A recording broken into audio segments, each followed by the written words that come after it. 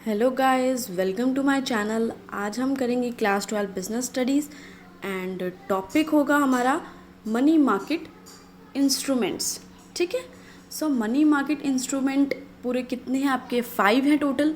सबसे पहले से स्टार्ट करते हैं विच इज़ ट्रेजरी बिल्स या टी बिल्स, इन्हें ऐसे भी बोल देते हैं।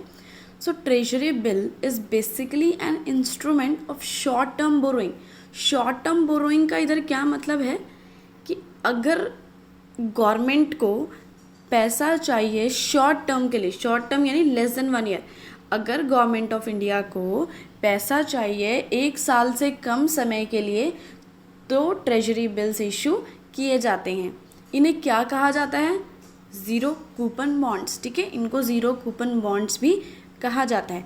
ठीक है, अब पैसा तो गवर्नमेंट को चाहिए, लेकिन इन्हें इशू कौन करेगा? इन्हें इशू करेगा रिजर्व बैंक ऑफ इंडिया यानी आरबीआई। आरबीआई इशू करेगा इनको। ठीक है, गवर्नमेंट के बिहाफ पे अगर गवर्नमेंट को पैसा चाहिए कम समय के लिए तो treasury bills are issued in the form of promissory note. अब जब ट्रेजरी बिल इशू होते हैं वो एक प्रोमिसरी नोट की तरह इशू होता है। कैसे? प्रोमिसरी नोट का मतलब क्या होता है इधर? जैसे एक रिटर्न छोटा सा स्लिप जैसा होता है जिसमें लिखा होता है कि इस पर्टिकुलर पर्सन को या पर्टिकुलर जिसने भी पैसा लिया है उसको इस पर्टिकुलर डेट पे हमें पैसा लौटाना है। मतलब एक प्रॉमिस जैसा होता है लिखा, रिटर्न प्रॉमिस जैसा कि हाँ भाई ये हमें इस टाइम पे पैसा लौटा देगा। They are highly liquid. Highly liquid से इधर क्या मतलब है? लिक्विड का मतलब क्या होता है? कोई भी चीज़ जो ईजिली या जल्दी से बहुत कैश में कन्वर्ट हो जाती है। तो ये शॉर्ट टर्म है ना। शॉर्ट टर्म यानी 1 साल से कम के लिए हैं, तो 1 साल से कम समय में ये पैसे में वापस कन्वर्ट हो जाते हैं, तो इसलिए ये हैं highly liquid and have assured yield and negligible risk of default. इनमें रिस्क के चांसेस न के बराबर होते हैं क्योंकि ये शॉर्ट टर्म के लिए होते हैं और साथ में ये गवर्नमेंट का भी काम है ना। सो गवर्नमेंट से रिलेटेड चीज़ों में रिस्क नहीं होता है। They are issued at price which is lower than their face value and repaid at par. अब जब ये इशू होते हैं तो किस प्राइस पर इशू होते हैं? विच is lower than their face value. ठीक है, lower than their face value से इधर क्या मतलब है ये चीज़ मैं आपको एग्जाम्पल से समझाती हूँ। ठीक है, सपोज एग्जाम्पल देखिए इधर। Suppose an investor purchase a 91 days treasury bill. Suppose एक इन्वेस्टर ने क्या किया? 91 डेज का ट्रेजरी बिल खरीदा। ठीक है, जिसकी फेस वैल्यू थी 1 लाख रुपये। ठीक है, लेकिन कितने का हुआ वो? 96,000 का। कैसे? अब देखो इसमें लिखा हुआ है ना, they are issued at price which is lower than their face value. ठीक है, lower than their face value से मतलब है 1 लाख का था लेकिन 96,000 पे इशू हुआ, है ना। फिर क्या हुआ?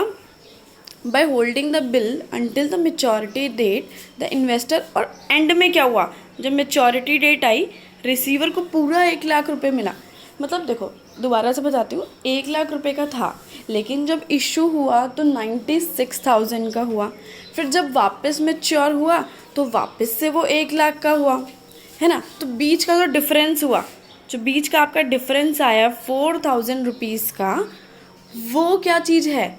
वो है आपका इंटरेस्ट रिसीव्ड बाय हिम, है ना। बीच में जो उसको पैसा ज़्यादा मिला वो हो गया इसका इंटरेस्ट। तो इसलिए यहाँ पे लिखा है कि लोअर प्राइस पे जो है ये इशू होगा और रीपेड होगा पार पे। पार का मतलब होता है वो उसकी जितनी वैल्यू है एग्जैक्ट उसी वैल्यू पे वो इशू होगा। आगे देखते हैं। The difference between the price at which the treasury bills are issued and the redemption value is the interest। वही जैसे कि हमने पढ़ा, इन दोनों का जो डिफरेंस है वो क्या कहलाएगा? इंटरेस्ट रिसीवेबल, मतलब कितना इंटरेस्ट हमें रिसीव हुआ है, एंड इज कॉल्ड डिस्काउंट। और इस प्राइस को क्या बोला जाएगा? डिस्काउंट बोला जाएगा। अब देखो ट्रेजरी बिल इशू होते हैं तो वो कितने अमाउंट में होते हैं?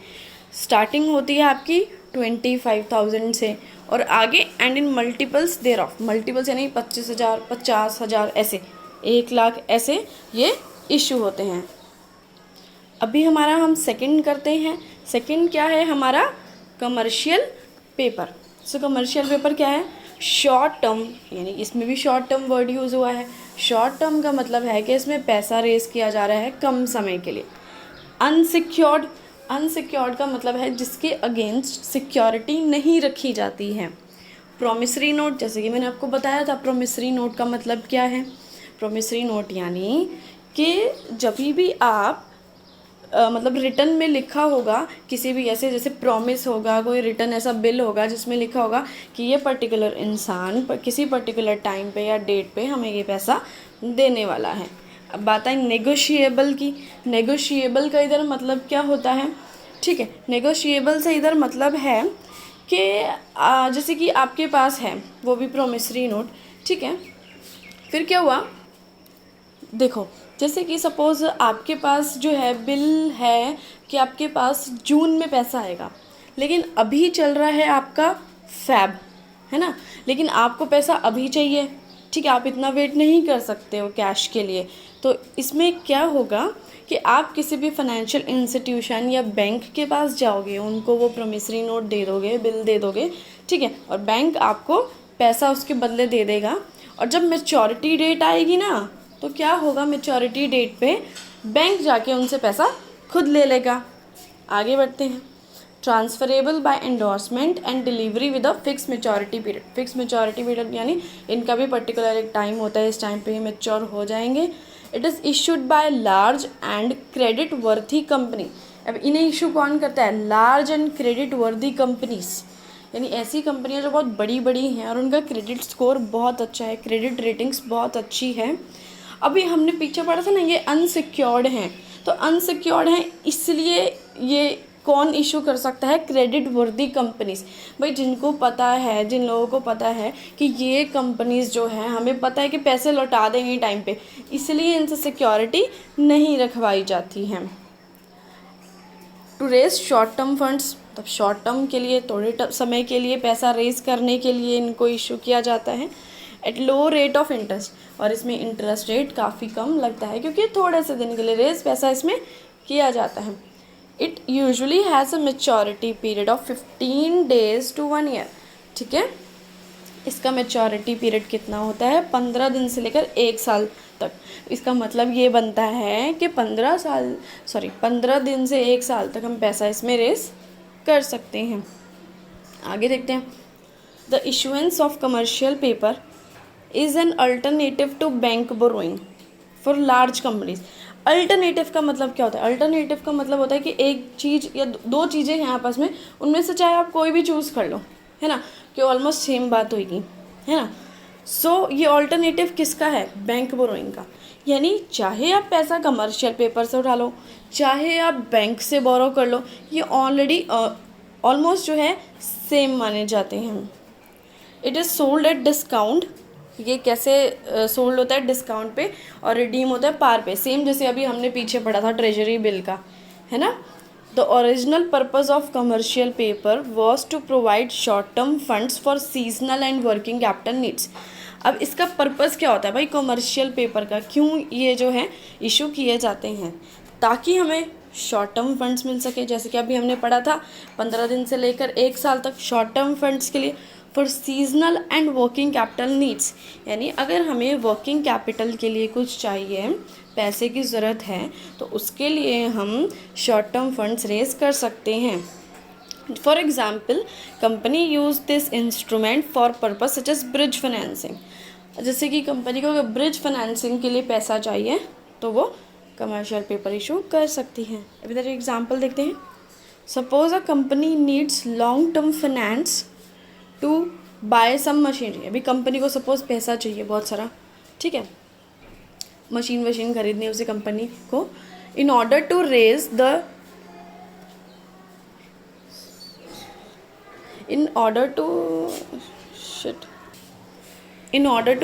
Long term funds in the capital market, the company will have to incur flotation cost.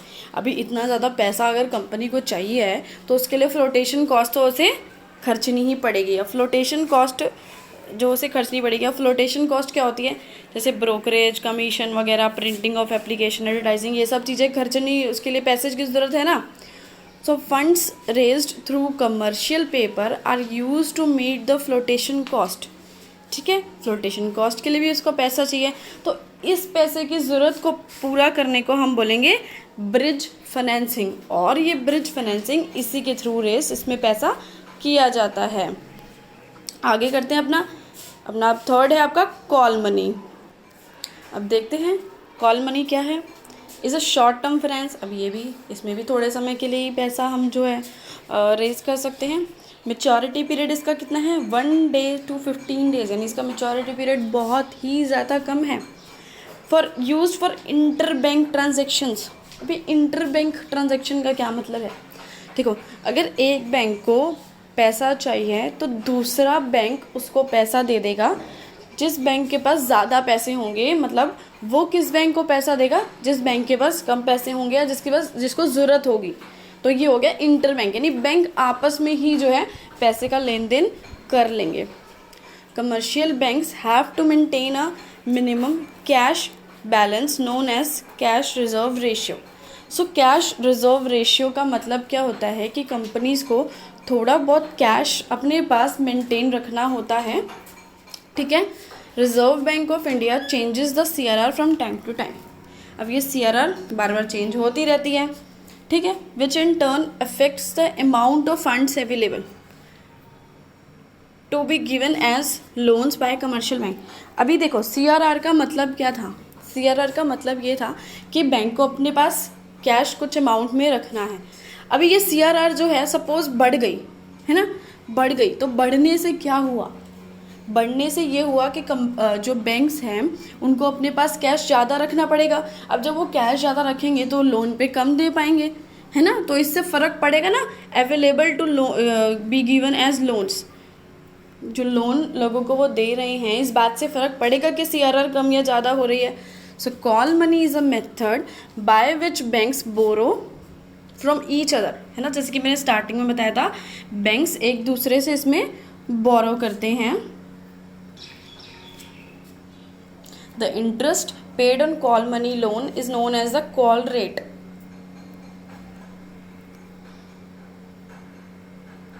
और जो इंटरेस्ट दिया जाता है इस कॉल मनी पे उसे बोलते हैं कॉल रेट। यानी एक बैंक दूसरे बैंक को जब इंटरेस्ट देगा तो वो कहलाएगा call rate. It is highly volatile rate. Highly volatile rate का क्या मतलब होता है, जो बार बार वेरी करता रहता है, यानी चेंज होता रहता है, मतलब रोज रोज, फ्रॉम डे टू डे, मतलब डेली है या फिर घंटे घंटे में, मतलब कभी भी ये चेंज हो जाता है, चाहे 2-4 घंटे में हो जाए, चाहे एक दिन में चेंज हो जाए, है ना। तो ये हाईली वॉलेटाइल है, मतलब बार बार चेंज होता रहता है। There is an inverse relationship between call rate and other short term money market instruments. अब किस चीज़ के बीच में इनवर्स रिलेशनशिप है, कॉल रेट के बीच में और जो बाकी सब short term money market instruments है उनके बीच में, ठीक है। राइज इन कॉल, अभी कैसे है इनवर्स रिलेशनशिप ये हम देखते हैं। Rise in call money rate, अब सपोज बढ़ गया call money rate, call rate बढ़ गया, ठीक है, तो अदर सोर्सेज यानी बाकी सब सोर्सेज जिनसे पैसा इकट्ठा किया जाता है वो चीप, सस्ते हो जाएंगे, है ना। अब एक जगह से हम सपोज पैसा उठा रहे हैं और उसका ब्याज या उसका इंटरेस्ट जो है कम हो गया, तो बाकी सब चीज़ें बढ़ गया, तो बाकी सब चीज़ें जो है हमें सस्ती लगने लग जाएगी, बाकी सबका इंटरेस्ट हमें सस्ता लगने लग जाएगा, है ना। अब जैसे कि आप लोग जैम खाते हैं, कोई 2 कंपनी के आप जैम लेते हैं, दोनों ही 100 रुपये की, लेकिन एक का प्राइस जो है वो 150 हो गया एकदम से, तो जो दूसरी है वो 100 की रही, तो अब वो 100 वाली अब हमें सस्ती लगेगी ना, है ना। तो इसी केस में ऐसे है, इसी केस में। 4th हम पढ़ते हैं सर्टिफिकेट ऑफ डिपॉजिट। देखो अब ये क्या होता है, ये अनसिक्योर्ड होते हैं, यानी इनकी अगेंस्ट सिक्योरिटी नहीं रखी जाती, नेगोशिएबल में समझा चुकी हूँ। शॉर्ट टर्म के लिए पैसा इसमें रेज किया जाता है। इन्हें इशू कौन करता है, कमर्शियल बैंक्स या फिर फाइनेंशियल इंस्टीट्यूशन से इशू करते हैं। They can be issued to individuals. अब ये किसको इशू हो सकते हैं, चाहे कोई इंडिविजुअल हो, चाहे कोई कॉरपोरेशन, कोई भी कंपनी हो, ठीक है, किसी को भी इशू हो सकते हैं during the periods of tight liquidity when the deposit growth rate of bank is low. अब यहाँ पे टाइट लिक्विडिटी का क्या मतलब है, ठीक है, when the deposit growth of bank is low, मतलब डिपॉजिट जो हो रहा है ना बैंक में, जैसे कि हम लोग हैं, हम लोग पैसा डिपॉजिट कराते हैं बैंक में, वो स्लो है। यानी हम लोग इतना पैसा जो है सबमिट डिपॉजिट नहीं करा रहे हैं बैंक में, जिसकी वजह से क्या है, टाइट लिक्विडिटी, यानी बैंक्स के पास इतना ज़्यादा लिक्विडिटी नहीं है, बैंक के पास ज़्यादा कैश नहीं है। लेकिन क्या है, demand for credit is high.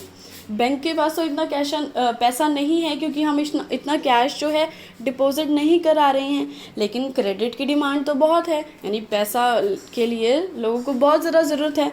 So they help to mobilise a large amount of money for short periods. तो इसलिए ये किस चीज़ में हेल्प करते हैं कि अगर हमें ज़्यादा पैसों की ज़रूरत है शॉर्ट टर्म के लिए, उस चीज़ में ये हेल्प करते हैं।